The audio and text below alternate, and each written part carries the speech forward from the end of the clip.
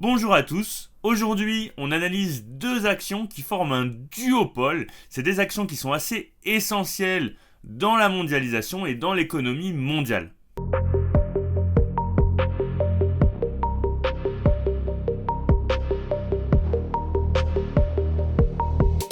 Avant de commencer, je voulais évidemment vous remercier. On est bientôt 10 000 sur la chaîne. Vous êtes de plus en plus nombreux à suivre les vidéos. Pour ceux qui ne sont pas encore abonnés, n'hésitez pas à le faire. Ça permet de soutenir mon travail. Ceux qui s'abonnent au Patreon, au Club des investisseurs rationnels, je vous remercie aussi. On est de plus en plus nombreux et c'est vraiment un plaisir d'échanger avec vous. On a vraiment une communauté au top. Allez, c'est parti. On analyse aujourd'hui Airbus et Boeing. On fait un petit versus.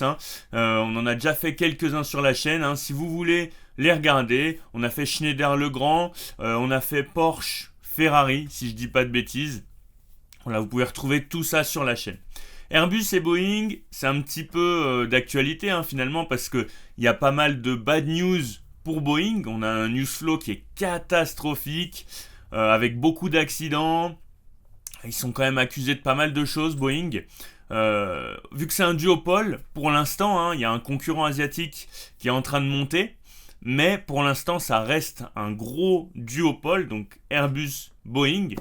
Là, par exemple, si on regarde un petit peu en termes de perf, si on regarde donc un petit peu en termes de perf, on voit quand même que je vais me déplacer après. Ouais, je vais me déplacer. Voilà.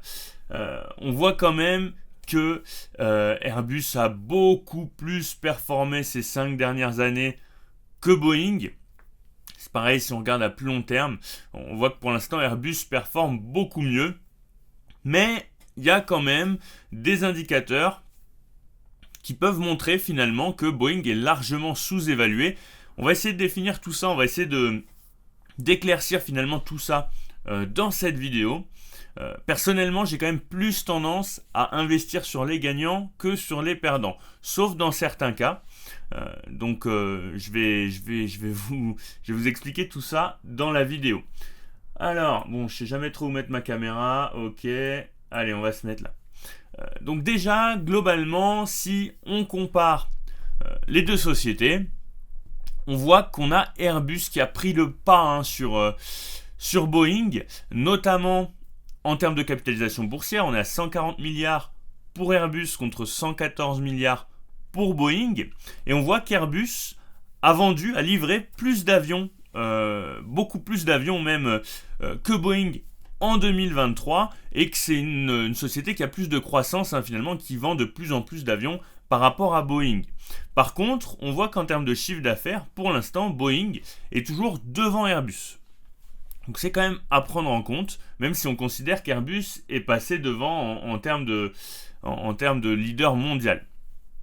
En termes de répartition du chiffre d'affaires, en termes de diversification, c'est à peu près pareil. On n'est pas exactement sur le même business model, on ne vend pas forcément toujours exactement la même chose. En termes de défense, c'est plus élevé chez Boeing, donc ce qui peut expliquer ce chiffre d'affaires un petit peu plus élevé. On est dans une période où il y a pas mal d'incertitudes géopolitiques, donc la défense ça marche bien. Et puis globalement, tout ce qui va être commercial, on est plus élevé chez Airbus. Donc tout ce qui va être avion de ligne, etc., etc. Ensuite, si on regarde un petit peu la Fonda, et c'est là que ça devient intéressant. Si on regarde un petit peu la Fonda, alors attendez, j'espère que ça vous ira comme ça. Si on regarde un petit peu la Fonda, on voit que c'est un peu cata en ce moment pour Boeing. On n'est pas rentable, ce qui explique aussi la performance du cours de bourse. Donc finalement, ça va beau être un duopole. On voit quand même qu'il y a un très net coup dur pour Boeing par rapport à Airbus, sachant qu'on n'est pas rentable. Sur les 10 dernières années, on a 5 années de profitabilité. Donc en plus, il y a le Covid qui a mis un coup. Vous voyez qu'Airbus s'en sort beaucoup mieux avec 8 années de profitabilité sur les 10 dernières années. Il y a juste les années Covid, 2019-2020, où ils n'ont pas été rentables, ce qui pour moi n'est pas grave parce que c'est un événement exceptionnel. En termes de marge, c'est quand même beaucoup mieux chez Airbus. Alors là, quand on parle de secteur, on parle du secteur global. Donc il y a aussi un petit peu de défense, etc., etc. Donc ce que je vais surtout prendre en compte, ça va être l'historique. Donc il y a quand même une progression chez Airbus en termes de marge, et ça, pour moi, c'est très positif. Ensuite, si on regarde en termes de croissance, c'est pas mal du tout pour les deux sociétés. Dans le sens où, effectivement, pour Boeing, on s'attend à une croissance du bénéfice par action de 252%, parce qu'on est tellement bas à l'heure actuelle pour le bénéfice par action, que évidemment, on s'attend à une grosse croissance. Donc, à réfléchir, mais peut-être que au prix actuel, ça peut être intéressant, je ne sais pas encore. Je vais vous dire ça à la fin de la vidéo. Après, en termes de PI ratio, on est très bas. Chez... D'ailleurs, j'aurais dû les mettre en vert. Hop, je vais vous mettre ça en vert. Hop. Parce que... voilà. Donc, globalement, effectivement, on est très bas sur Boeing, on est à moins 71, on n'est pas rentable. Donc évidemment, à partir de là, par contre, on a un forward PI, donc anticipé, qui est très élevé. Ce qui veut dire que par rapport au prix actuel, si on prend en compte les anticipations pour Boeing, on est sur un PI ratio qui est potentiellement très bas. Donc voilà, ça reste à prendre en compte. En revanche, on est sur une société qui est endettée, avec un score d'Altman qui est très faible, et donc dans le rouge, avec des possibilités de faire faillite. Ça va avec le news flow actuel. Donc pour moi, en termes de fondamentaux, en termes de données financières, c'est quand même beaucoup plus solide chez Airbus. Même pour Boeing, pour moi, c'est un gros carton rouge vis-à-vis de la rentabilité.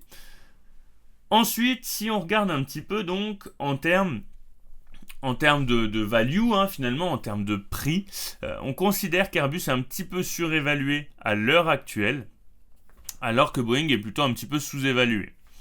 Donc voilà, ça c'est l'AGF Value de Guillaume Focus. C'est un outil qui prend quand même en compte pas mal de données, qui a quand même tendance à être plutôt juste, je trouve personnellement. Et donc ça va un petit peu avec ce que je vous disais, Boeing peut paraître sous-évalué. Est-ce que ça veut dire que l'action va plus performer que celle d'Airbus ? Pas du tout. Pas du tout, dans le sens où même si Airbus peut paraître un petit peu surévalué à l'heure actuelle, si Boeing continue à avoir un news flow catastrophique comme c'est le cas, même si elle est actuellement sous-évaluée, elle peut très bien continuer à aller plus bas, surtout si elle n'améliore pas sa rentabilité. Les investisseurs vont perdre confiance, donc ça ira pas du tout plus haut. Ensuite, si on regarde un petit peu en termes de stats, on va continuer là-dessus. Je me redéplace. Hop, non, ça c'est pas moi. Voilà. Donc si on regarde un petit peu sur ces données-là, là on a par exemple ici le cash to debt. Vous voyez que pour Boeing, on a une dette qui est importante et peu de cash, sachant qu'on arrive quand même à faire diminuer la dette depuis 4 ans, donc ça c'est quand même plutôt positif. En revanche, pour Airbus, on voit tout de suite la différence. On a un cash qui augmente, qui est plus important que la dette, et une dette qui diminue. Donc une situation qui est beaucoup plus favorable pour Airbus. En termes de revenus, ça stagne, ça a plutôt tendance à diminuer légèrement pour Boeing. Et ensuite, si on regarde ici, en gros, on a tout ce qui va être la rentabilité des capitaux investis en vert comparé au coût de ces capitaux. Donc finalement, c'est un ratio qui compare ces deux données. Et le but, c'est de définir si l'entreprise arrive à créer de la valeur finalement avec les capitaux investis. Et on voit que pour les deux entreprises, c'est pas le cas. C'est catastrophique pour Boeing, il n'y a pas photo. On est sur du moins 10%, moins 11%, sachant que il n'y a pas de rentabilité des capitaux investis. Donc comme ça, c'est réglé, il n'y a pas de rentabilité. Pour Airbus, on a quand même une rentabilité des capitaux investis. Vous voyez, le vert, il est au-dessus. Mais en revanche, le coût est tellement important qu'on n'arrive pas forcément à créer de la valeur. Donc il y a un gros coût pour ces capitaux-là.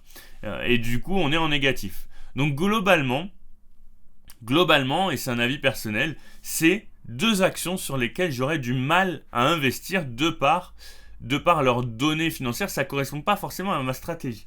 Si on regarde en termes de dividendes maintenant, on voit que le dividende de Boeing a été coupé tout simplement. Il y avait une très belle croissance, c'était très bien parti pour Boeing. Et puis ça a tout simplement été coupé. Pour Airbus, c'est plutôt positif, on a coupé ça pendant le Covid.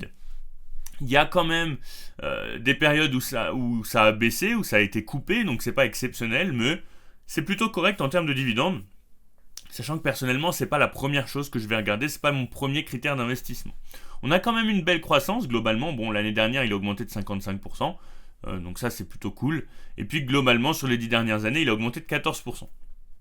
Donc voilà pour le dividende, c'est pas exceptionnel, mais ça reste positif. Ensuite, on a le nombre d'actions en circulation, ce qu'on appelle aussi la dilution, finalement, qui va jouer sur le prix de l'action, sur la valeur de l'action. Et on voit que c'est plutôt positif pour Boeing, même si depuis 2019, depuis le Covid, on a plutôt une tendance haussière, donc un nombre d'actions qui réaugmente finalement. C'est moins positif pour Airbus pour le coup, parce qu'on a plutôt une grosse tendance haussière, ça a diminué sur le dernier exercice, donc il y a eu un peu de rachat d'actions, ça c'est plutôt positif pour les investisseurs, c'est aussi un moyen de les récompenser. Mais finalement, si on regarde par rapport aux données, c'est un peu pareil. Ça revient à peu près au même, si on regarde l'évolution. Et pour moi, c'est pas trop positif, c'est un peu plus positif pour Airbus, parce que là, on a quand même tendance depuis 2023 à faire un peu de rachat d'actions. Donc ça, c'est pas mal. Mais globalement, la tendance est plutôt à augmenter, finalement, le nombre d'actions en circulation. Et ça, personnellement, ça me plaît pas, sauf s'il y a une justification, des investissements à faire, etc., etc. Donc, globalement, on est sur un carton rouge, très clairement, pour moi, sur Boeing. C'est un peu le perdant, finalement, de ce duopole. Airbus, effectivement, c'est plutôt le gagnant, même si y a des données qui me dérangent un petit peu, notamment en termes de rentabilité et de santé financière. Donc voilà, globalement, pour cette comparaison Airbus-Boeing, si je devais en choisir un, ce serait Airbus, même si Boeing, potentiellement, y a peut-être un coup à jouer, mais c'est pas le genre de coup que personnellement je tenterais. Voilà, je suis pas ce genre d'investisseur-là. Même si elle paraît sous-évaluée, si ça continue comme ça, vous y gagnerez pas grand-chose. Vous y gagnerez rien, vous y perdrez même. Donc voilà. Voilà pour cette petite comparaison. Comme d'habitude, n'hésitez pas à liker, à commenter et à vous abonner. C'est ça qui fait fonctionner la chaîne. Et moi, je vous dis à bientôt pour une prochaine vidéo.